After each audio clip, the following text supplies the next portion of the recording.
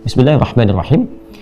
Di antara sekian sholat sunnah atau dikenal juga dengan nafilah, kita berikan dua perbedaan ya dari istilah. Jadi kalau disebutkan nafilah, maka itu yang dimaksud perbedaan jenis sholatnya ya. Jadi sholatnya dengan sholat apa?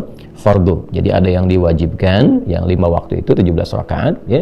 Ada yang tambahan dari yang pokok itu, tambahan dari yang wajib.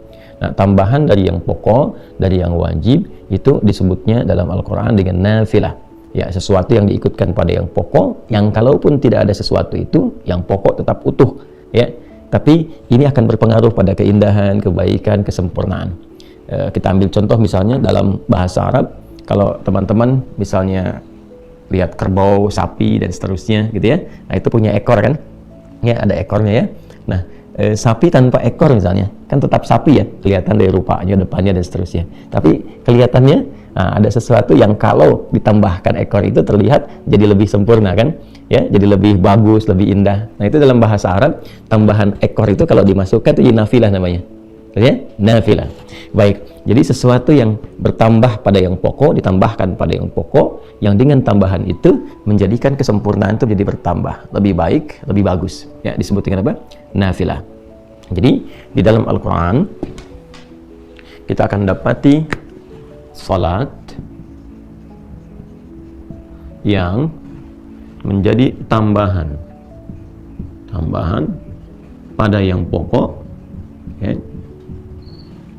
Yang pokok ini ada yang fardu atau kita kenal dengan wajib, salat wajib. Ini yang 5 waktu 17 rakaat ya. Sementara yang dimaksudkan tambahan dari yang pokok, harap digarisbawahi, bukan menambah bilangan yang pokok ya, dari 5 jadi 6, dari 17 misalnya jadi 18 atau 20, tidak, bukan itu yang dimaksudkan. Tambahan dari yang pokok itu disebut dengan nafilah ya.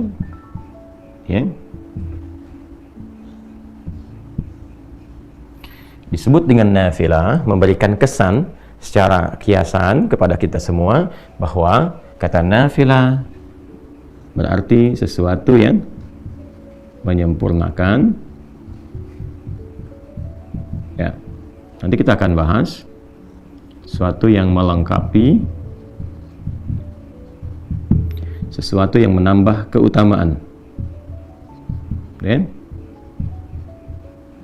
Pelan-pelan. Nah, yang dimaksud menyempurnakan bukan berarti kalau kita sudah sholat pokok selesai semua nggak sempurna ya. Baik, yang dimaksud di sini teman-teman sekalian adalah satu ya, nanti ada dari segi ketaatan. Jadi ketika seseorang menunaikan sholat nafilah di luar sholat yang pokoknya, maka seakan-akan ia menyempurnakan, menambah kesempurnaannya ya dalam hal menaati Allah Subhanahu wa Ta'ala, bertambah ketaatannya, lebih sempurna lagi gitu kan. Nah, maka di dalam redaksi hadis-hadis Nabi Sallallahu Alaihi Wasallam ya, misalnya di dalam Sahih Muslim, ketika seorang Arab Badui berkonsultasi pada Rasulullah Sallallahu Alaihi Wasallam bagaimana dia harus bersikap ketika dia telah menjadi seorang Muslim ya, ini barangkali juga bisa dijadikan panduan sebagai fikih ya, fikih untuk para muallaf misalnya, atau juga fikih untuk orang-orang yang berada di situasi-situasi tidak ideal ya, untuk menunaikan amalan-amalan yang luas sifatnya ya. Jadi Nabi SAW memberikan pesan kepada orang ini, karena orang Baduy ini ya tinggal di tempat yang tidak biasa, nggak setiap waktu bisa menemukan masjid, nggak setiap saat bisa bangun malam karena dia pindah-pindah, mungkin kena badai, mungkin dingin dan sebagainya. Jadi Nabi mengajarkan kepada orang ini ketika dia bertanya, ya Rasulullah, ajarkan, tunjukkan padaku amalan yang singkat, padat, tapi berpotensi memasukkan aku ke surga kan? Nabi SAW mengajarkan, ya engkau tunaikan sholat yang pokok, Allah mewajibkan kepadamu 5 waktu ya, silahkan tunaikan, illa antatawwa, kecuali engkau ingin menambah ketaatan kepada Allah, ingin menyempurnakan ketaatanmu, tambah lagi, maka silahkan tambahkan tatawwu namanya ya, tambahkan ketaatanmu, illa an tatawwa,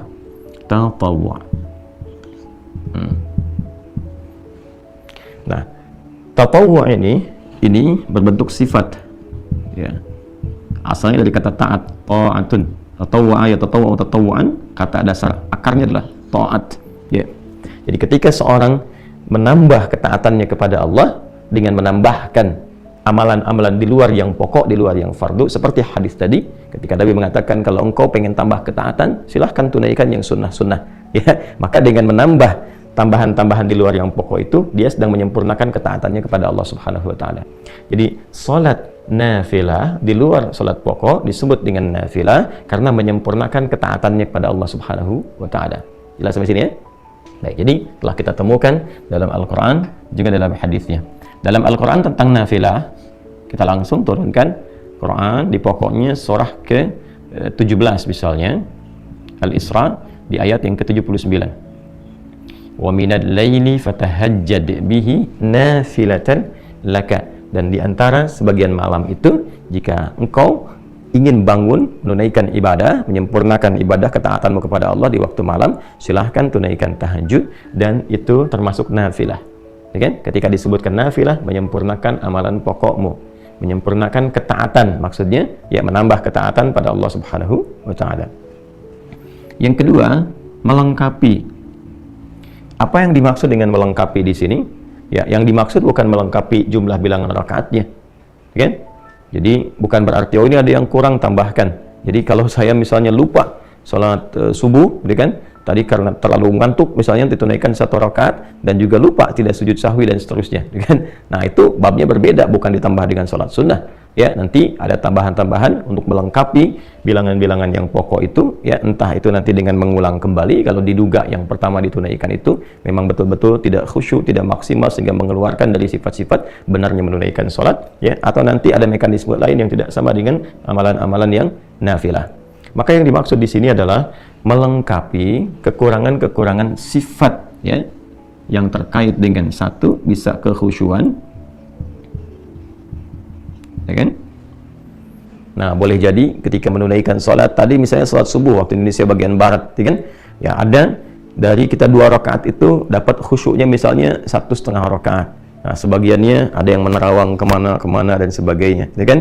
Ya, ada yang dapat khusyuknya misalnya 1 rakaat dan sebagainya. Nah, yang menyempurnakan, melengkapi dalam konteks ini kekhusyuan yang dimaksudkan, sehingga pahala yang didapatkan ya tetap disempurnakan dengan amalan-amalan ini, kurangnya dicari dengan nafilah, kurangnya dicari dengan nafilah. Nah, inilah fungsinya, disebut dengan nafilah, menyempurnakan, melengkapi ya nilai-nilai yang terdapat dalam amalan fardu yang dirasakan kurang. Seperti halnya apa? Kekhusyuan, atau juga dalam konteks pahala. Ya. Ya, hadisnya sangat viral sekali. Masih ingat ya? Inna awwala ma yuhasabu bihil abdu yawmal qiyamati as-shalah. Ya, sungguh amalan pertama yang akan dihisab di hari kiamat itu, kata Nabi SAW, adalah salatnya. Idza salahat salaha sa'iru amali wa idza fasadat fasada sa'iru amali. Jika salatnya terindikasi baik, maka ini memberikan sinyal yang baik bagi amal-amal lainnya. Namun jika salatnya bermasalah, maka ini memberikan kesan ada persoalan pula di amal-amal yang lainnya. Karena itu nanti kita akan temukan di bab-bab sholat itu dampaknya kepada amalan lain, bahkan kepada perilaku sangat tinggi. Ya, seperti dampak sholat terhadap iman. Itu banyak di Quran, nanti disebutkan sholat bahkan dengan diksi iman. Ya, wa ma kana Allahu liyudhi'a imanakum. Quran surah kedua Al-Baqarah ayat 143 itu kan. Dan Allah tidak akan menyia-nyiakan sholat yang kau tunaikan dengan imanmu. Dan sholat di sini disebut langsung dengan iman. Ya, kemudian juga Nabi mengatakan, ya al-farqu bainal mu'min wal kafir tarkus shalah. Kalau engkau ingin bedakan antara orang yang punya iman dengan orang yang tidak beriman, ya lihat pada perilakunya, apakah dia mengerjakan sholat atau tidak. Nah, jadi ada pengaruh sholat kepada aspek keimanan. Ya, nanti ada pengaruh sholat pada perilaku. Quran surah ke-29 ayat 45 itu ya, innas salata tanha 'anil fahsya wal munkar. Jadi kalau seseorang itu benar menunaikan sholatnya, bagus dia, maka akan terlihat dampak perilaku pada kehidupannya. Orang sholat lebih baik perilakunya, lebih tertata, dia beraktivitas, lebih bisa menjaga bagian tubuh dia dari ujung kepala sampai ujung kaki. Intinya dia banyak berbuat kebaikan. Sehingga dari kebaikan ini dia bisa mengatur amal-amal turunan yang lainnya. Udah pasti tuh kalau sholatnya benar, dia pasti bercita-cita pengen haji, pengen umrah, dia pasti ingin berzakat, kan? Dia pasti ingin dekat dengan Al-Quran. Jadi modal pertamanya sholat. Itulah sebabnya kenapa anak-anak di usia 7 sampai 10 tahun pendidikan dasarnya sholat. Ya, bukan manasik ya. Walaupun tidak salah anak-anak TK, SD diajarin manasik, tapi yang diperkuat sholatnya dulu ya. Sholatnya dulu itu yang fokusnya, teman-teman sekalian. Nah, kembali ke sini ya. Dari hadisnya nanti kalau kita akan teruskan, ketika seorang hamba terlihat bahwa dalam sholat pokok yang ia tunaikan itu ada yang kurang maksimal dari kehusyuannya, sehingga pahala yang diraih pun tidak optimal, maka Allah perintahkan kepada malaikat untuk melengkapi itu semua dengan catatan sholat-sholat nafilahnya. Ya, sholat-sholat apa? Nafilahnya. Nah, karena itulah kemudian dalam konteks ini Salat-salat yang nafilah, yang menyempurnakan ketaatan kepada Allah Subhanahu wa taala juga dihukumi dengan sunnah. Nah, sunnah. Jadi kalau kita ngaji ya di turunan bab fikih, khususnya dimasuk di bab usul fikih. Ya, jadi nanti di fikih itu produk hukumnya. Bagaimana kita mengonstruksikan dalil-dalil menjadi sebuah produk hukum. Al-Qur'an itu kan dalil hukum, hadis dalil hukum. Nanti ada ijma', ada qiyas. Ya, ketika kita mendapatkan satu persoalan, melihat sumber hukumnya. Nah, sumber hukum ini ketika kita ingin meramu ini, ya, mengkonstruksikan persoalannya sehingga mendapatkan dari sumber hukum ini isyarat hukum, maka ilmunya yang mengatur itu fikih namanya, sehingga keluarlah produk hukum. Apakah ini halal, ini haram, dan sebagainya. Tentu merumuskan ini nggak sembarangan. Ada petunjuknya, di Islam itu lengkap sekali. Jadi ada langsung petunjuknya dari Nabi Shallallahu Alaihi Wasallam. Begini cara merumuskannya, seperti ini cara menetapkannya, menentukannya, dan sebagainya.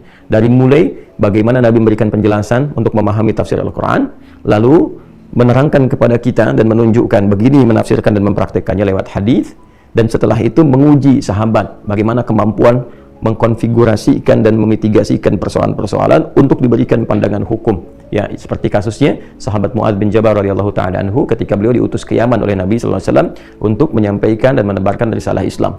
Maka kepada Mu'adz bin Jabal, Nabi mengetes beliau sebelum berangkat, ya, mencoba untuk mengkonfigurasikan pemahamannya benar nggak ketika berangkat ini, dites dulu. Itulah tugasnya para dai sebelum berangkat tuh, lengkapi diri dengan pengetahuan, kemampuan juga untuk memahami sumber-sumber hukum Islam, ya, sehingga Nabi memastikan kalau engkau nanti ingin memutuskan perkara, bagaimana caramu melakukannya. Maka kata Mu'adz, saya akan melandaskan semua apa yang akan saya jawab itu, pertama saya lihat sumber hukumnya dari Al-Quran, ya, setelah itu dari mana? Ya, dari hadis. Setelah itu kalau engkau ingin memutuskan itu, engkau tidak dapat langsung lihat dalilnya spesifik di Quran, juga di hadis, bagaimana? Ya, ana ajtahidu bi ra'yi, kata beliau, saya menggunakan pendekatan, ya, pemahaman saya yang bersumber dari Al-Quran dengan hadis. Jadi dikonfigurasikan, oh ini seperti ini nih memahaminya. Ini ada ayatnya, ini ada hadisnya, lihat isyaratnya kemana, begini hukumnya. Dan nanti yang luar biasa membaca itu, ya, untuk merumuskan pola hukum di turunan fikih sehingga menjadi kaidah-kaidah fikih, diantaranya Al-Imam Asy-Syafi'i dengan kitabnya yang sangat terkenal yaitu kitab Ar-Risalah yang dikodifikasikan, dibukukan dari hasil surat menyurat beliau, ya, dengan seorang pembesar yang meminta petunjuk, dijawab, minta petunjuk, dijawab oleh Al-Imam Asy-Syafi'i, lantas itu kemudian dibukukan.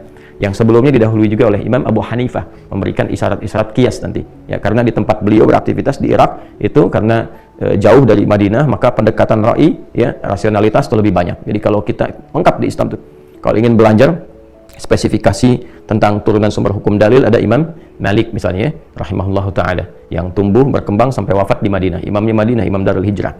Kalau kita ingin belajar tentang logika dalam agama, bagaimana memahami ini secara logika, bagaimana memahami hukum ini secara pendekatan logika, maka ada Imam Abu Hanifah An-Nu'man. Ya, kalau kita ingin menggabungkan keduanya, ada Al-Imam Asy-Syafi'i. Nanti muridnya Imam Asy-Syafi'i ada Imam Ahmad bin Hanbal. Jadi lengkap, kita tinggal merujuk, memilih, melihat, dan melengkapi keseluruhannya. Kembali ke sini, maka nanti, ya, dalam pendekatan ilmu fikih ada turunan usul fikih. Di situ kita akan temukan, ya, di antara definisinya. Karena nanti ada perbedaan antara hadis dengan sunnah di ilmu hadis, fikih, dan usul fikih. Ya, kalau di hadis nyaris keduanya sama, dibedakannya dengan kurikulumnya saja. Semua yang bersandar dari Nabi Sallallahu Alaihi Wasallam, baik perkataan, perbuatan, sifat, dan sikap, disebut dengan hadis. Ya, kalau itu kemudian dijadikan jalan hidup untuk diikuti, disebut dengan sunnah. Terkurikulumkan jadi apa? Jadi sunnah. Ya, kemudian ketika masuk kepada aspek hukumnya yang saat dikerjakan, ini ya, dia mendapatkan pahala. Nah itu yang sering kita dapatkan. Kalau tak mampu melakukan itu karena uzur tertentu pun tidak berdosa. Ya kan? Jadi terjemahannya lebih enak seperti itu. Kalau dikerjakan mendapatkan pahala, artinya ada tambahan di sini. Ini poinnya. Ya kan? Kalau tak mampu dilakukan karena uzur tertentu, maka tidak menjadi dosa, nggak apa-apa gitu. Ya, tapi kalau bisa Anda kerjakan, maka mendapatkan potensi apa? Pahala. Ini gambarannya. Jelas ya? Nah, teman-teman sekalian, nanti kalau kita ngajinya masuk ke kaidah fikih, misalnya di fikihnya, ya, maka kita akan temukan sunnah itu nanti bersandingnya dengan apa? Dengan turunan hukum di antara 5 hukum itu. Ya, jadi mulai pertengahan nanti ada ibahah, ya, satu yang kebolehan, nanti ketika boleh disebut dengan mubah, geser ke kanan jadi sunnah. Penekanannya ke kanannya lagi jadi wajib, ke kiri jadi makruh, kiri lagi jadi haram. Jadi kalau kita jemari kita ini 5, ya, Allah ciptakan, ya, pada umumnya kita dapati 5, ini juga jadi standar pengetahuan hukum kalau kita ngaji di fikih, ya. Balik ke sini. Nah, ini nanti akan diperintahkan oleh Allah kepada malaikat untuk melengkapi pahala-pahala ini. Karena itu disebut dengan sunnah, ya. Kemudian teman-teman sekalian, juga di setiap amalan nafilah ini ada keutamaannya. Yang tentunya berbeda dengan keutamaan salat apa? Fardu. Ya, dari subuh sampai dengan isya tentu utama. Ya, seperti yang pernah kita bahas sebelum-sebelumnya, memberikan ketenangan kepada jiwa, mempercepat pengabulan doa, kan? Merubah perilaku jadi lebih baik. Itu amalan-amalan salat fardu. Jadi salatnya 5 waktu, keutamaannya yang pokok juga 5. Pernah kita uraikan, silakan rujuk kembali. Nah, sedangkan yang ini salat-salat nafilah yang dihukumi sunnah. Ya, dihukumi apa? Sunnah. Nanti kita akan kaitkan kenapa lebih banyak disebutkan sunnahnya, viral namanya dibandingkan dengan nafilah, karena ada aspek yang ini. Yang ketiga ini keutamaan. Ternyata di setiap salat nafilah itu akan ditemukan keutamaan-keutamaan yang bahkan boleh jadi nggak didapati dalam salat fardu. Ya, nanti kita lihat ragamnya. Misal, sering kita dapati salat yang rawatib, yang tersusun, ya, bersanding dengan salat-salat fardu. Misal 2 rakaat sebelum subuh tadi kan, kemudian 4 rakaat sebelum zuhur. Kalau tak mampu 4 jadi 2, hadisnya Ibnu Umar radhiyallahu taala anhuma. 2 rakaat setelah zuhur, kan? 2 rakaat setelah maghrib, 2 rakaat setelah isya, kan? Nanti ada yang rawatib itu yang 12 ya. Nah, itu diantara keutamanya apa? Memberikan kelengkapan kepada salat fardu dari segi kehusyuan, segi pahala. Nanti ada salat mutlak, ya, ada yang waktunya dekat dengan salat fardu, ada yang terpisah jauh. Seperti yang dekat-dekat itu misalnya 4 rakaat sebelum asar. Hadisnya Ibnu Umar radhiyallahu taala anhuma, rahimallahu imra'an shalla qabla al-asri arba'an. Allah merahmati seorang hamba yang salat 4 rakaat sebelum asar. Nanti ada yang agak mendekat lagi misalnya tapi ada jeda seperti salat syuruk, ya kan? Nah, yang hadisnya sangat viral sekali, nanti kita akan masuk ke situ juga, ya. Man shallal ghadata fil jama'ati, siapa yang menunaikan salat fardu subuh dengan berjamaah, nanti tafsirnya kita akan bahas kemudian apakah di masjid atau cukup berjamaah, ya. Kemudian tsumma yaqudu yadhkurullah, kemudian dia duduk berzikir kepada Allah Subhanahu wa taala sampai tiba awal duha, yaitu syuruk. Ya, kemudian dia tsumma yusalli rak'atain, dia salat 2 rakaat. Fa kana 'alaihi ka ajri hajjin wa umratin, maka seakan-akan dia mendapatkan pahala senilai haji dan umrah. Kata Nabi, sempurna, ya. Nah, ini diantaranya. Kemudian nanti masuk ke duha, pertengahan duha, akhir duha, sampai juga nanti ada tahajud di malam harinya, ya, atau juga secara umum ada qiyamul lail. Nah, itu setiap bagian sholat punya keutamaannya sendiri. Apa fadilahnya salat syuruk? Apa pertengahan duha? Apa akhir duha? Apa keutamaan tahajud dan seterusnya? Nah, jadi di setiap amalan-amalan kenapa disebut dengan nafilah, ya, memberikan kesan bahwa ada sesuatu di dalam yang menyempurnakan, ada sesuatu yang dalam yang melengkapi, ada keutamaan yang boleh jadi nggak diraih di dalam sholat fardu karena urusan-urusan tertentu, ya, tambahan-tambahan tertentu. Baik, nah, bukan berarti wah kalau begini saja berarti untuk apa mengerjakan yang fardu kalau nggak dapat ini. Tidak, cara berpikirnya bukan demikian. Nanti kita belajar apa keutamaan ini gitu, ya, karena kalau yang ini yang pokok itu mengikat semua hal yang secara umum itu dirasakan, dibutuhkan, dan mendorong manusia untuk beraktivitas. Jadi ini standar manusia kalau yang ini. Manusia butuh ini. Tapi kalau yang ini, nanti ada pilihan-pilihan. Ya, boleh jadi si fulan aktivitasnya di A, nanti yang cocok sholatnya ini. Si fulan ada di B, nanti yang sesuai sholatnya ini. Itu maksudnya. Nanti kita akan dapati. Ya. Nah, karena psikologi manusia, umumnya, kalau ingin mengerjakan sesuatu, butuh motivasi. Yang dia dapatkan apa? Jarang, motivasinya ketaatan jarang. Kecuali punya tingkat keimanan yang sangat tinggi. Ya, biasanya motivasi manusia pada umumnya kalau saya kerjakan ini dapat apa? Kan? Kalau saya bisa melakukan ini, apa yang bisa diraih? Nah, karena itu bab salat nafilah, jamaknya disebut dengan nawafil, nafilah. Jamaknya disebut dengan nawafil. Itu lebih banyak diviralkan, dipopulerkan dengan istilah yang sunnah. Ya, salat-salat sunnah. Selain menunjuk kepada hukumnya, baik kan, yang tidak sama dengan fardu, juga menekankan dari sisi keutamaannya. Ya, baik itu pahala, menambah kehusyuan, juga keutamaan-keutamaan yang bisa didapatkan secara spesifik. Jadi, kalau kekinian misalnya, kamu kerjakan tahajud ya? Ya, itu kan sunnah. Tarawih apa? Itu kan sunnah. Kenapa memviralkan sunnah di kalangan para ulama? Untuk memberikan kesan bahwa sekalipun ini bukan yang pokok, tapi itu ada keutamaannya loh. Ya kan? Ada pahala yang luar biasa loh, untuk memotivasi kita. Jadi ketika disebutkan sholat sunnah, yang muncul pertama kali itu digambarkan tuh, jangan gambaran begini, ya, cuma sunnah nggak apa-apa nggak ngerjain juga, bukan. Ya, karena definisi sunnah itu bukan ke situ. Ya, ketika kita bawa ke dalam nuansa ibadah, ke fikih, ada pahala di situ. Yang kalau nggak dikerjakan, saya kan, atau sengaja misalnya tertinggalkan atau mungkin nggak mengerjakan sama sekali, bukan dengan maksud mengabaikan. Jadi kalau mengabaikan jadi dosa. Ya, dalam arti yang nggak ditunaikan saja. Ya, sayang ada sesuatu yang hilang, sementara itu bisa dilakukan. Itulah sebabnya kenapa diviralkannya, ya, kalimat sunnahnya dibandingkan dengan apa? Dibandingkan dengan nafilah dan turunan lainnya. Jadi kalau disebutkan namanya nafilah, ini jamaknya nawafil, hukumnya apa? Sunnah. Sifatnya tatawwu'. Jadi kalau menemukan bab-bab dalam fikih ngaji, babun nawafil, itu sama dengan sunnah. Kalau ada dalam hadis istilah tatawwu' itu sama dengan apa? Sunnah. Jelas ya? Nah, di antara salat nafilah yang berhukum sunnah yang sangat ditekankan dalam Al-Quran karena memiliki sifat-sifat yang tinggi dari 3 hal yang diuraikan. Ini terkait dengan makna nafilah adalah salat malam spesifik tahajud. Ya. Nah, ya. Jadi pendekatan pembelajaran kita di Mira itu lebih menekankan pada pendekatan pemahaman. Ya, silakan kita boleh menghafal, bagus ya, menghafal itu, tapi saya menginginkan hafalan yang dipahami. Ya, bukan hafalan yang sekedar diingat ya, tapi rapuh dalam pemahaman. Makanya kita mulai dari dasar dulu sehingga kita paham ketika menunaikan tahajud itu, oh, berarti dia ada pahalanya. Oh, berarti ada kesempurnaan, sesuatu yang istimewa di dalamnya. Oh, ada sesuatu keutamaan yang nggak didapatkan dalam sholat-sholat yang lain. Baik ya? Nah, jadi di antara yang sangat ditekankan dalam Al-Quran untuk menunaikan sholat nafilah dari sekian banyak ragam sholat dan disebut dengan nafilah adalah tahajud.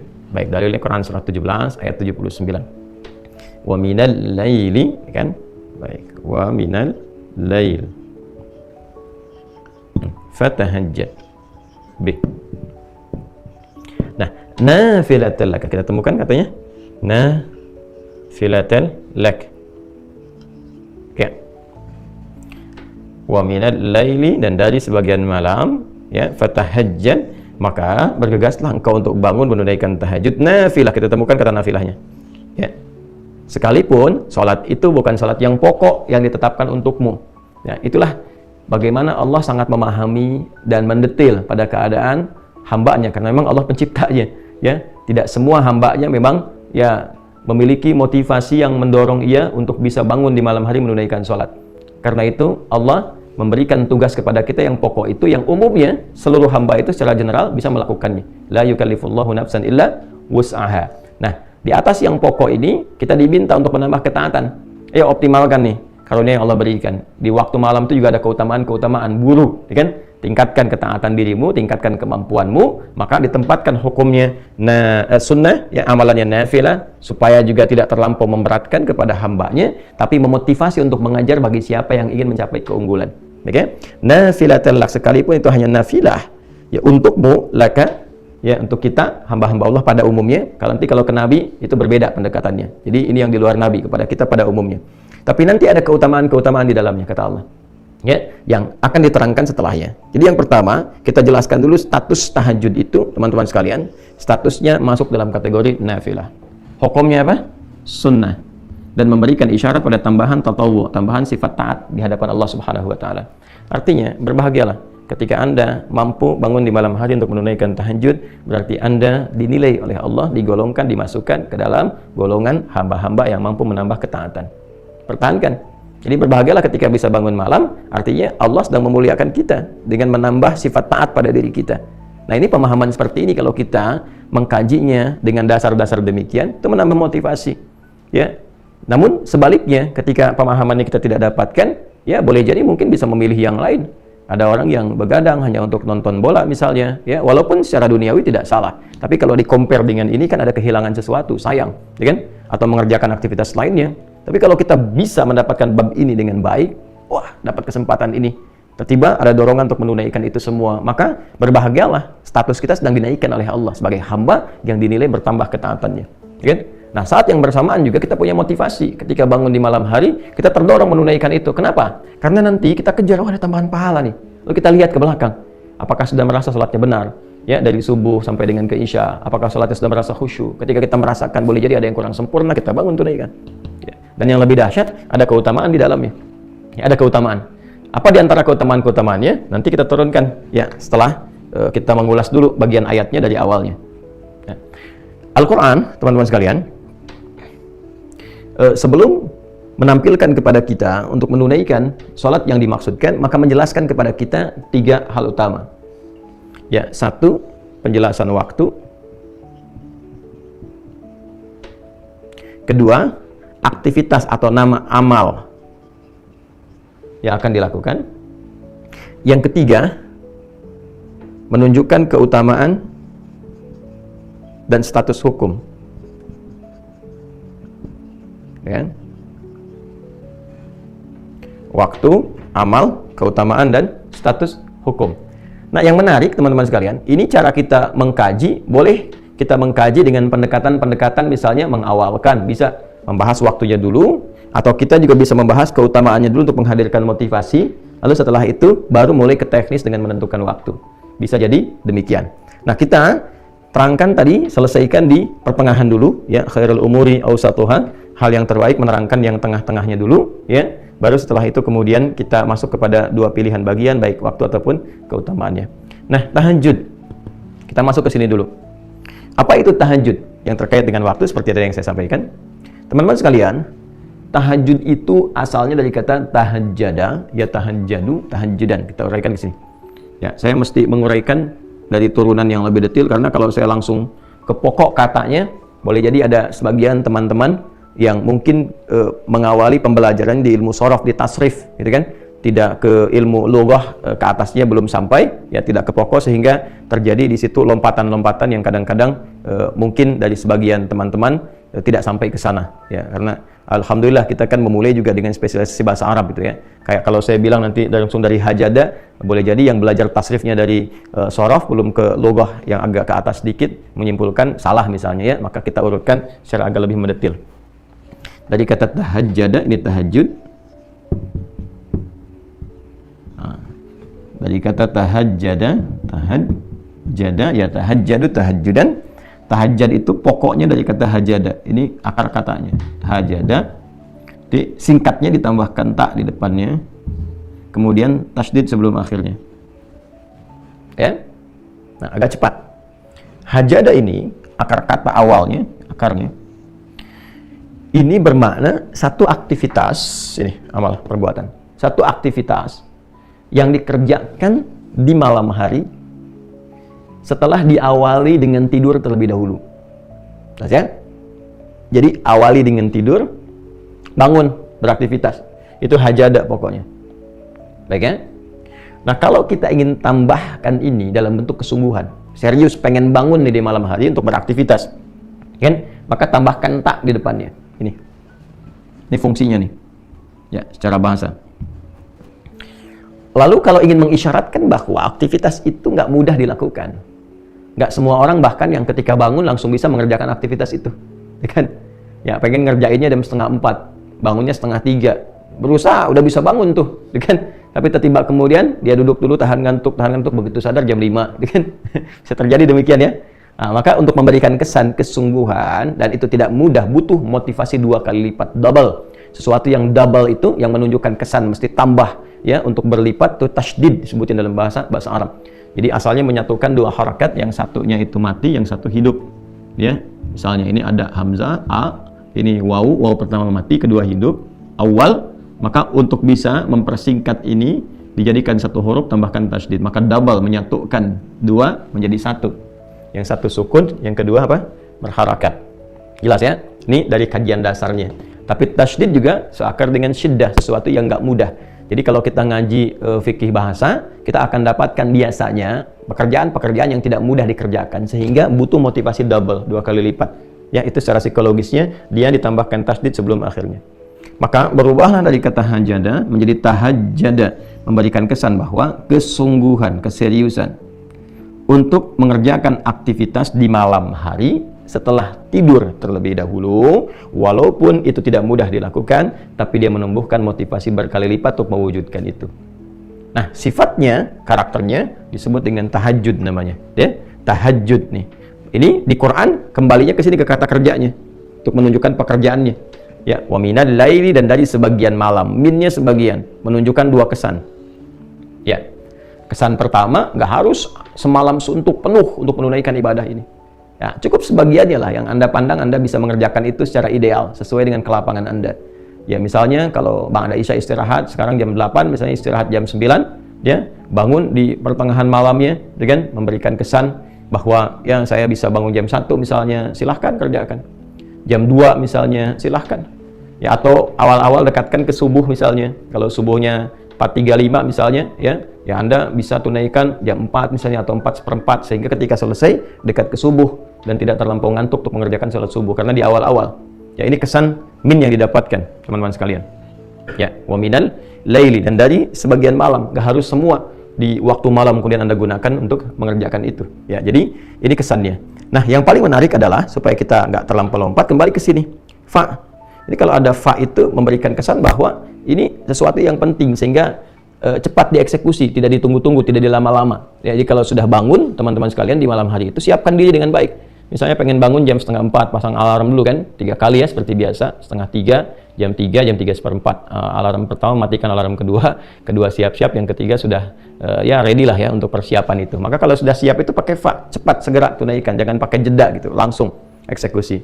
Kemudian ta, ya serius dah, maka cepatlah bersungguh-sungguh kan untuk menunaikan sholat. Kan, bangun, tunaikan sholat, sekalipun tidak mudah kerjakan, tumbuhkan motivasimu 2 kali lipat, lebih dari yang biasa untuk mengerjakan itu. Itu cara memahaminya. Ya, dan dari sebagian malam, gak harus sepenuh malam kau kerjakan itu. Ya kan? Silahkan, cepatlah engkau bisa bangun, walaupun itu tak mudah untuk kau kerjakan. Cepat kejar dengan serius, ya kan?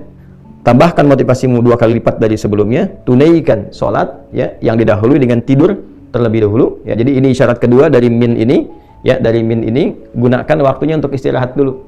Ya, jadi bukan begadang malamnya tunaikan, tidak. Nanti itu perbedaannya dengan qiyamul lail. Kalau qiyamul lail nanti itu lebih umum sifatnya. Termasuk di dalamnya nanti sholat-sholat yang sifatnya bisa ditunaikan sebelum tidur. Ya, misalnya Anda mau kerjakan 4 rakaat sebelum tidur. Karena diduga malamnya nggak bisa bangun misalnya kan, maka setelah sholat isya, sholat sunnah 2 rakaat rawatibnya, ya Anda misalnya sholat 2 rakaat atau 4 rakaat tutup dengan witir sebelum tidur. Nah, itu masuknya kategorinya qiyamul lail, bukan tahajud. Ya, qiyamul lail bukan tahajud. Itu perbedaan qiyamul lail dengan tahajud. Jadi kalau qiyamul lail itu sifatnya lebih umum. Ya, sholat yang ditunaikan dari mulai ba'da isya sampai menjelang sahar. Ya, karena lail itu waktunya, nah kita masuk sini aja biar kita padukan. Lail, nah waktunya terbentang dari ba'da isya sampai menjelang sahar. Sahar itu waktu singkat ya sebelum fajar tiba. Amalan di waktu sahar disebut dengan sahur namanya. Ya, jadi kalau spesifiknya kalau ini ba'da isya misalnya 19.45 misal. Kalau ini subuhnya misalnya 4.35, taruhlah 15-20 menit sebelum subuh 4.15 misalnya, ya kan? Nah, ini masih masuk kategori lail, ya kan? Nanti di sahar pun masih boleh ditunaikan sholat sampai menjelang adzan, karena Nabi pun dalam satu riwayat pernah kemudian berhenti di waktu sahar ini, ya kemudian beliau beristighfar jenak sambil miring ke kanan itu kan, sambil rebahan itu, ya. Tapi dalam satu riwayat ditemukan, termasuk dari riwayat Imam Ahmad ya rahimahullah taala, bahwa Nabi menduga sudah masuk waktunya fajar, ya kan? Maka beliau akan rebahan fajar, ternyata masih jauh, ya belum masuk waktu fajarnya, maka beliau teruskan dulu sholatnya 2 rakaat lagi, ya. Ya, ini ada kebolehan. Nanti ada amalan utamanya. Amalan utama di waktu sahar kita bahas supaya tidak terlampau lompat. Nah, dari ba'da isya sampai ke sini lail namanya. Ya, lail, al-lail. Jadi nanti ada pembuka malam. Pembukanya muqaddimatul lail itu disebut dengan maghrib. Masuk lailnya itu isya, ya. Isya nih. Jadi ini dari mulai awal-awal sampai ke pertengahan, tengah malam, ya, sampai nanti ke penghujungnya sampai sepertiga malam, sampai masuk ke sahar. Ya. Jadi kalau kita mau petakan tinggal dibagi saja. Misalnya di sini dari mulai sepertiga akhir sampai ke ujungnya misalnya dari jam 1.30 misalnya terus sampai dengan jam ke-4.15. Ya. Nanti kalau sudah masuk ke teknis kita bisa bahas bagaimana teknisnya kalau dikonversi ke waktu, kira-kira kebiasaan Nabi bangun jam berapa, selesai jam berapa, itu kita bisa turunkan. Ya. Baiklah teman-teman sekalian. Nah, ini dari waktunya ini kalau ada orang misalnya dia menduga karena lelahnya luar biasa aktivitas, dia duga nggak akan bisa bangun nih jam segini nih. Maka dia memilih sholat ba'da isya, sholat sunnah 2 rakaat untuk rawatibnya, lalu dia sholat sebelum tidur nih. Ya, apakah dia witir misalnya, ya, yang dia tunaikan langsung 3 rakaat misalnya, 1 atau 3, atau dia sholat pendahuluan dulu 2 rakaat, ya, atau 4 rakaat, lalu dia witir misalnya 1 rakaat, ya, maka itu masuknya kategorinya sholat yang disebut dengan qiyam, ya, turunan dari kata aqama, yuqimu, diambil dari kata qama, sifatnya disebut dengan qiyam. Ya, maka yang ditunaikan di malam hari sifatnya waktu malam, waktunya malam, maka disebut dengan qiyamul lail, ya, atau disebut juga dengan sholatul lail. Nah, biasanya kalau sudah sholatul lail spesifik nanti nama lain dari tahajud, tapi kalau qiyamul lail masih umum. Jelas ya, teman-teman sekalian, ya? Jelas ya? Nah, jadi kalau kita kembali ke sini, teman-teman sekalian, kalau ada istilah qiyamul lail, qiyam itu masih umum sifatnya. Ya, boleh dilakukannya sebelum tidur atau bahkan setelah tidur. Nanti nama dari qiyamul lail spesifik. Kalau ditunaikan ba'da tidur, ya, bilangannya genap, nah itu disebut dengan tahajud. Yang ganjilnya disebut dengan apa? Witir. Nah, spesifik nanti ada nama lain untuk menunjukkan sifat tahajud itu. Kayak untuk menunjuk nama sholatnya. Jadi kalau tahajudnya nanti, tahajud kan aktivitas yang dilakukan malam hari, ya, yang didahului dengan tidur. Aktivitasnya apa nih spesifik? Jadi kalau orang cuma bangun, ya harus dia kerjakan apa saja, kan secara bahasa tahajud aja. Maka nanti oleh Nabi disebut dengan sholat, ya, namanya bukan sekedar aktivitas, tapi yang ditafsirkan di sini sholat. Ya, dari mana taunya? Ada kaitan dengan ayat sebelumnya, ayat 78. Aqimis sholata, ya, liduluki syamsi ila ghasaqil laili wa qur'anal fajr inna qur'anal fajri kana mashhuda. Nyambung langsung ke ayat 79, wa minal laili, ya. Tunaikan salat yang pokok nih, waktunya diatur kata Nabi. Allah sudah tetapkan waktunya. Dari mulai tergelincir matahari terus diurut sampai ketemu waktu Isya. Nanti begitu Isya ada malam nih menjelang sahar. Nah, di antara malam itu tunaikan tahajud. Maka yang dimaksud di sini salat, ya. Dari mana tafsiran itu tahu salat selain petunjuk ayat? Nanti hadis Nabi. Misalnya kita temukan dalam Sahih Muslim. Sahih Muslim nomor hadis 749. Temukan juga di Al-Bukhari. Nomor hadis 990. Termasuk di Al-Muwatta nomor hadis 310. Muwatta Imam Malik tuh, ya. Rawinya siapa? Kalau misalnya nanti ada beda cetakan, beda nomor, temukan rawinya nanti dari Ibnu Umar radhiyallahu taala anhuma. Apa bunyi hadisnya? Ya, hadatsana qala Rasulullah sallallahu alaihi wasallam, salatul laili mathna mathna. Fa idza khashiya ahadukumul fajr falyutir rak'atan wahidah. Salatul laili, kalau engkau bangun salat malam, ini nih yang dimaksud tahajud. Maka teknisnya nanti Nabi ada yang tunjukkan 2 rakaat, di hadis itu ada yang tunjukkan nanti 4 rakaat, kemudian ujungnya 3. Nanti kita akan lihat secara teknis setelah masuk ke teknisnya. Ya. Jadi kalau ada istilah tahajud yang dimaksud salat. Ya. Waktunya ini didahului dengan tidur, silahkan bangun di pertengahan sampai dengan ke ujung malam. Nih ya. Hukumnya apa? Sunnah. Keutamaannya ada hal-hal yang luar biasa diisyaratkan dengan nafilah. Nah, apa saja rahasia keutamaannya? Setidaknya ada 4 yang paling utama. Baik ya. Yang pertama, langsung kita sambungkan ke ayat masih yang sama, ayat 79 sampai 80.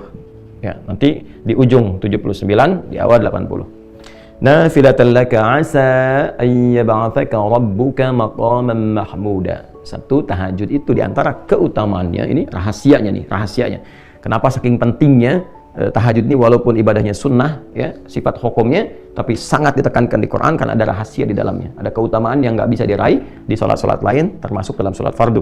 Satu, asa ayyab'atsaka rabbuka maqaman mahmuda. Boleh jadi dengan kesungguhan menunaikan sholat itu, Allah akan menempatkanmu di tempat yang terbaik. Maqaman mahmuda, tempat atau kedudukan tinggi, karena makom itu sesuatu yang tinggi, ya, dan terpuji, terbaik. Tempat kedudukan tinggi yang terbaik. Awas, hati-hati ya, dipilihkan oleh Allah yang terbaik. Ya, makom itu, teman-teman, itu punya 2 arti spesifik. Bisa dia real, tempat yang tinggi, yang terhormat, ya, atau juga menunjukkan sifat. Jadi dia bukan tempat dalam arti punya ketinggian, tidak, tapi sesuatu, boleh jadi juga pijakan, tapi dari situ menunjukkan satu perbuatan yang baik yang mengantarkan pada kedudukan tinggi.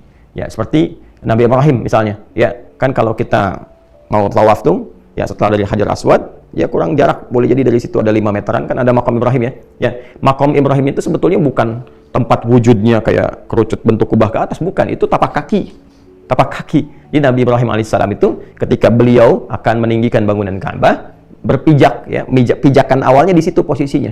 Itu isyaratnya di Quran surah kedua Al-Baqarah ayat 125. Ya, wa idz ja'alna al-baita mathabatan lin-nasi wa amna wattakhidhu min maqami Ibrahim musalla. Jadi pijakan pertama untuk meninggikan bangunan Ka'bah, yang dengan pijakan itu menjadi terhormat, kedudukan beliau tinggi. Saking terhormat tingginya, Allah jadikan area itu tempat sholat. Ya, tinggi itu. Jadi kalau kita sudah menemukan maqam, artinya kita katakan kedudukan, tempat tinggi yang terhormat, yang terbaik. Ya. Nah, kenapa kuburan juga disebut dengan maqam? Memberikan kesan kepada kita bahwa, sebelum meninggal, bersikaplah yang baik, yang mulia, sehingga ketika engkau meninggal pun engkau dihormati, engkau punya kedudukan. Ya, makanya orang-orang dulu menyebutnya ke makam maksudnya. Ya, yuk lihat orang-orang terhormat, ya, yang dikubur, yang kita datang berziarah ke situ, mendapatkan inspirasi dari ziarah itu, bagaimana menjadi lebih baik, ingat kematian, belajar dari orang wafat ini supaya meningkatkan ketaatan kepada Allah. Jadi semua tuh ada maknanya di Islam tuh. Itu maksudnya. Nah, amalan yang mengantarkan kita untuk mendapatkan tempat kedudukan terbaik dalam aktivitas kita, ya, dan ditempatkan oleh Allah secara langsung, itu tahajud. Ini mahal. Ya, makanya saya sering agak rewel ya pada aktivitas yang sifatnya padat yang kita jalani, baik itu misalnya di bisnis, di diplomasi, di dunia politik misalnya, termasuk juga para ustadz, apalagi ya ustadz pengajar dan seterusnya. Nah, ini amalan yang sangat ideal nih. Ya, di kedudukan tinggi yang terbaik, yang terhormat. Ya, tinggi itu misalnya kalau di bisnis Anda berharap menjadi direktur misalnya kan. Nah, di posisi itu kan tinggi. Tapi terbaik nggak untuk Anda? Belum tentu. Ya. Nah, boleh jadi ketika Anda ada di posisi itu ternyata tempatnya, kedudukannya bagus tapi situasinya nggak ideal. Ya, ternyata di titik itu ada sesuatu yang bisa menjerumuskan Anda pada kemaksiatan. Mulai misalnya, mohon maaf sekali, ya olahraganya juga udah beda, ya kan? Olahraga yang mengantarkan pada maksiat, pergaulannya nggak bagus. Anda belum siap di situ, belum optimal. Maka ditempatkan oleh Allah misalnya di manajer dulu, yang terbaik bagi Anda. Nanti dibimbing pelan-pelan supaya bisa memperbaiki. Nah ini, jadi kedudukan tinggi itu disifati langsung dengan mahmuda, yang ideal buat Anda, yang terbaik, yang bagus, yang pas, yang mendukung ketaatan Anda kepada Allah. Jadi dunianya dapat, akhiratnya diraih. Nanti di situ dibekal lagi supaya naik lagi. Ya. Kemudian apa yang kedua? Waqur Rabbi adkhilni mudkhala sidqin. Ya, dan untuk meraih ini dibimbing oleh Allah cara memulainya. Ya. Maka dibimbing pintu pembukanya. Jadi mengawalinya pun dengan terhormat. Ya, bukan dengan sogokan. Kadang orang pengen kedudukan nyogok, ya, menipu, ya, dan seterusnya. Sifat-sifat yang buruk lah. Ya, ini banyak hal nih. Ya, sekarang ya kita mencoba menjadi muslim yang baik lah ya. Sekarang mau masuk dunia pendidikan, masuk sekolah kok nyogok. Gimana bisa mendapatkan sesuatu yang terhormat? Anda itu mau dididik di sekolah untuk jadi pribadi yang baik, tapi mengawali dengan cara yang salah. Ya, masuk kampus nyogok. Sekarang bisa ditemukan berita masuk SD aja nyogok gitu kan. Bahkan ada yang masuk TK pun mau nyogok, gitu. Sesuatu yang nggak bagus. Ya, bagaimana mengajarkan sesuatu yang salah dari sejak kecil? Ya, sementara tujuan pendidikan itu meningkatkan iman dan takwa pada awalnya, bukan ilmu dulu. Ya, indahnya di Indonesia itu, yaitu senapas dengan nilai-nilai spiritual, nggak bertentangan tuh. Ya, spiritnya itu spirit beragama. Ya kan, saya sering katakan di Undang-Undang Sisdiknas itu di pembukaannya teman-teman. Ya, di pembukaan pasal menimbang tuh, pasal yang B-nya yang kedua itu, dari beberapa yang ada di situ poinnya, kan ditegaskan. Undang-Undang Dasar 1945 ya mengamanatkan kepada pemerintah untuk mengusahakan satu sistem pendidikan yang meningkatkan keimanan dan ketakwaan kepada Tuhan Yang Maha Esa. Di iman takwa itu yang paling pembuka, paling utama. Adab itu pembuka utama. Ya, jadi bagaimana Anda mendekatkan seseorang anak didik ya kepada Tuhan Yang Maha Esa, meningkatkan iman dan takwa dengan cara yang bertentangan yang maksiat. Maka nanti orang yang rajin tahajud itu dibimbing oleh Allah. Kamu naik jabatan tuh nggak harus nyogok, ya kan? Promosi jabatan tuh nggak harus usaha yang aneh-aneh gitu. Ya, dan Allah menggerakkan hati-hati orang-orang itu untuk melihat ini orang yang paling ideal, orang yang paling tepat, orang paling lurus, paling bagus, langsung naik, dibimbing oleh Allah. Jadikan hati-hati orang yang walaupun dia kelihatan misalnya ya perilakunya nggak ideal, ya, tapi Allah lembutkan hati untuk memilih dia nanti tuh, ya, dibimbing. Dan kalaupun ada kesulitan yang ketiga dalam menjalani itu, ada tantangan. Kadang kan di posisi tinggi itu, apalagi makom, posisi tinggi pasti persaingannya lebih ketat. Ya, jadi kalau ya seringkali kan diilustrasikan dalam kehidupan itu, kalau jabatan paling tinggi seperti pohon kan, semakin naik, semakin tinggi anginnya makin kencang kan, persaingannya ketat dan sebagainya. Jadi kadang-kadang memerlukan jalan keluar, solusi.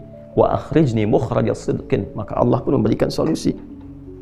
Pembukanya sudah baik, kalaupun ada persoalan, ya jalan keluarnya, solusinya pun solusi terbaik, dibimbing oleh Allah. Ya, apalagi situasi saat ini misalnya. Ya, yang orang di dunia sampaikan ada peluang resesi dari segi ekonomi, dinamika politik yang kuat secara global begini berpengaruh. Orang-orang yang dekat dengan Allah karena dia punya Allah. Anda punya harta, Anda bisa berperilaku dengan harta, punya kedudukan, membuat banyak hal ya dengan kebijakan-kebijakan. Tapi kan terbatas, harta bisa habis, kalau nggak Anda yang meninggal, harta yang hilang. Kedudukan selesai, pasti berganti, nggak ada yang abadi. Kalaupun Anda pertahankan dan meninggal juga. Tapi kalau kita katakan saya punya Allah, yang nggak ada batas gitu. Nah ini nih, kalimat ini nih teman-teman, saya punya Allah. Nah itu harus melekat pada orang Islam. Punya Allah, itu. Dan itu, Allahu Akbar, itu sebetulnya identitas yang harus melekat pada jiwa itu. Setiap muslim itu kalau sudah punya itu, udah nggak ada batas tuh. Karena dia yakin punya Allah. Bilal itu kan di dalam tanda petik ya, disiksa gitu. Ya, saya katakan dalam tanda petik karena saya itu agak sulit menemukan kata-kata yang menggambarkan bagaimana hebat dan dahsyatnya perjuangan Sayyidina Bilal bin Rabah radhiyallahu ta'ala anhu, dan tidak layak untuk mendapatkan kalimat itu sebetulnya. Tapi sejarah kan menunjukkan bagaimana beliau diikat, kan, di atas batu yang sudah dipanaskan, di lapang yang panas, lalu dicambuk kan. Tapi karena beliau itu sudah mendapatkan nikmatnya iman, ada Allah, ya, ada Allah, tuh, saya punya Allah gitu. Maka dikatakan irtad murtad kamu, kata beliau ahad. Ahad itu apa? Ya, sifat Allah yang utama kan. Qul huwallahu ahad. Saya punya Allah kok. Jadi dicambuk pun biasa aja, ahad. disiksa juga, saya punya Allah kok. Dan ketika itulah yang terjadi apa? Masya Allah, ketika seseorang mengatakan saya punya Allah, maka Allah langsung bertindak kan, karena kekuatan imannya itu. Maka datang Abu Bakar, dijalankan oleh Allah, dilembutkan, datang ke situ, dibebaskan dari status hamba, budak menjadi orang terhormat. Ya, dibeli, dibebaskan. Ya, sangat terhormat. Nah ini, kalau kita punya prinsip seperti itu, maka insya Allah perbuatan-perbuatan buruk itu akan menepi dengan sendirinya. Tidak ada hal-hal yang buruk yang akan menyertai sesuatu yang didekatkan kepada Allah. Dengan sifat apapun, Anda pejabat, kalau Anda mengatakan saya punya Allah, Anda nggak akan korupsi. Anda menempuh jalan yang benar. Ya, Anda diplomat, birokrat, pebisnis dan sebagainya, pengajar, juga kalau benar-benar ustadz, kiai, habaib dan sebagainya, ya, melatih diri saya punya Allah dan melekatkan keimanan pada dirinya dan konfirmasi dengan kalimat Allah itu, ya idza dzukirallahu wajilat qulubuhum, disebutkan nama Allah. Kalau orang mengatakan saya punya Allah, disebutkan nama Allah, ada getaran pada jiwanya. Ini makin tinggi makin bisa menggetarkan nanti. Maka sumpahnya nggak main-main, ketika demi Allah atau kalimat Allah saja sudah bisa menjatuhkan senjata, pedang dan sebagainya. Ya, kita berjuang dulu pakai kalimat takbir kan, Allahu Akbar, gentar musuh. Ya, Nabi mengatakan Allah, maka jatuh pedang yang sedang mengancam Nabi itu. Itu nggak main-main kalimat itu. Ya. Dan yang terakhir, ya, waj'alni min ladunka sultanan nasira, mendapatkan langsung pertolongan dari Allah. Nah ini maksudnya tambahan dari yang ketiga. Dia dapat solusi, tapi kadang-kadang di posisi tinggi ini goncangannya nggak mudah, magnitudenya juga kencang. Kadang-kadang ada yang ingin menyingkirkan, menyungkurkan, mencelakakan dan sebagainya. Ya, maka Allah langsung yang menurunkan satu skema untuk menolongnya. Dan ini yang kaitan nanti termasuk dengan surah Yasin dalam konteks pengepungan Nabi Shallallahu Alaihi Wasallam. Ya, Allah kemudian jadikan matanya tak bisa melihat, orang-orang itu ditidurkan, mengantuk. Yang mengepung Nabi 100 orang, pasukan khusus yang kalaupun ada hewan tuh bisa terasa, terlihat dan sebagainya. Tapi ya Allah Subhanahu Wa Taala berkehendak Nabi melenggang begitu saja dalam keadaan ya 100 orang pasukan khusus pemuda-pemuda terbaik itu dalam keadaan yang tidak sadarkan diri. Ya, ini pertolongan yang Allah berikan. Jadi dalam kondisi-kondisi yang sifatnya padat, aktivitasnya kuat, dan juga tantangan serta dinamikanya juga cukup beragam dan tinggi, maka ada satu amalan, kurang lebih begitulah, yang rahasia amalan ini bisa memberikan pengantar, perlindungan, dan juga penjamin pada kesuksesan yang diharapkan. Amalan itu disebut dengan tahajud. Ya, disebut dengan tahajud karena satu, waktunya dikerjakan di waktu malam, setelah beristirahat terlebih dahulu, diawali dengan istirahat supaya lebih fresh, lebih segar ketika bangun di malam harinya. Kemudian yang kedua, tidak mudah melakukan ini karena keutamaannya juga banyak, maka butuh motivasi yang kuat, serius untuk menunaikan. Nah, di antara keutamaannya, yang pertama, Allah akan berkenan mengangkat, menempatkan hambanya yang konsisten menunaikan tahajud dengan baik dan benar ke posisi yang terhormat, yang terbaik, yang ideal untuknya. Kemudian Allah akan berikan bimbingan agar mengawali semua karir kegiatannya dengan cara terbaik, memberikan solusi terbaik, plus melindungi ia ketika ada yang mengancam atau mengganggu ia dalam beraktivitas berkehidupan dengan cara-cara yang Allah kehendaki untuk memuliakan hamba-hambanya. Ya, walaupun cara-cara itu mengantarkan kepada ajal misalnya dan sebagainya, tapi dia akan jadi orang terhormat. Ya, akan jadi orang terhormat yang dikenal, yang baik, yang mulia. Ya, kalau kematian kan kita nggak bisa tolak sesuai dengan ajal. Ya, tapi kita bisa berikhtiar bagaimana cara meninggal secara terhormat, sehingga ditempatkan bukan sekedar di kuburan, di makbarah, tapi di makom. Ya, ketika dizarahi pun dengan cara-cara yang terhormat, menginspirasi dan diteladani. Jadi meninggal pun masih punya jariah gitu. Ya.